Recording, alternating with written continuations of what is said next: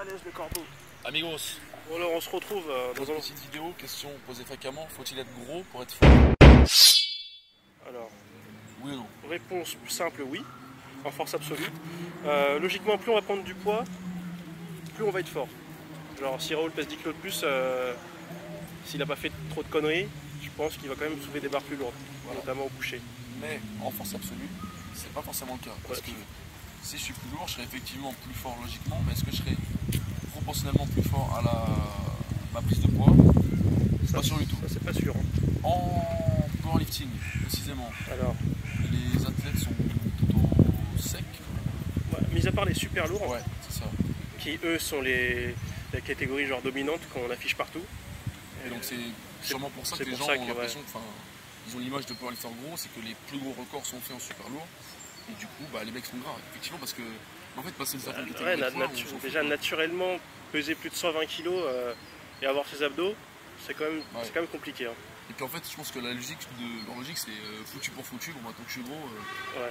autant être plus fort. Et même les super lourds font des efforts. Hein. J'en connais qui font beaucoup de cardio, Pour la mobilité, non? qui essaient de baisser leur poids au maximum sans perdre de perf, parce qu'ils sont super lourds, de toute façon ils s'en foutent. Ouais. Et genre, au lieu de se présenter à 160 kg, ils vont se présenter à Voilà. 150 pour gagner un peu de wilks. Exactement. Ensuite, le point indépendant crucial, c'est qu'il n'y a pas de nécessité d'être esthétique en force sur son haltéro Ça. en powerlifting.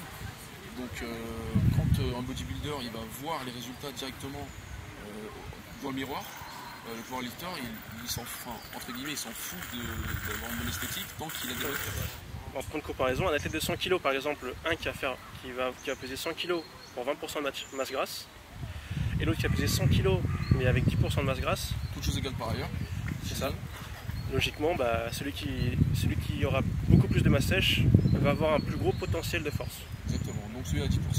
C'est ça. Mais après, le second ou le troisième point, je sais plus, c'est que passer un certain niveau de masse grasse, en dessous je parle, on risque la blessure, on risque des chutes métaboliques, on est moins en Ça vaut forme, pas le etc. coup, ouais.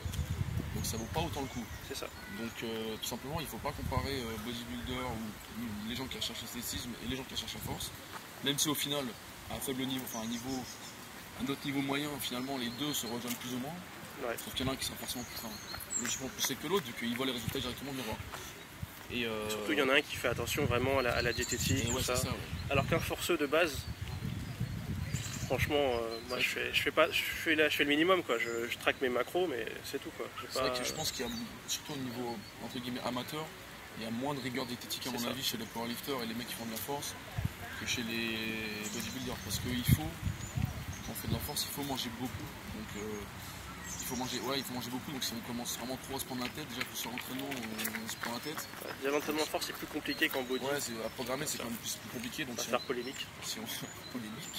Donc si on se prend la tête sur l'entraînement, sur la diète, sur passer du temps à la salle, etc., on ne se sort plus, donc il faut faire des choix. C'est ça. Il faut faire des choix dans la vie, Peter. Exactement. De grands pouvoirs impliquent de grandes responsabilités. Exactement. Ciao.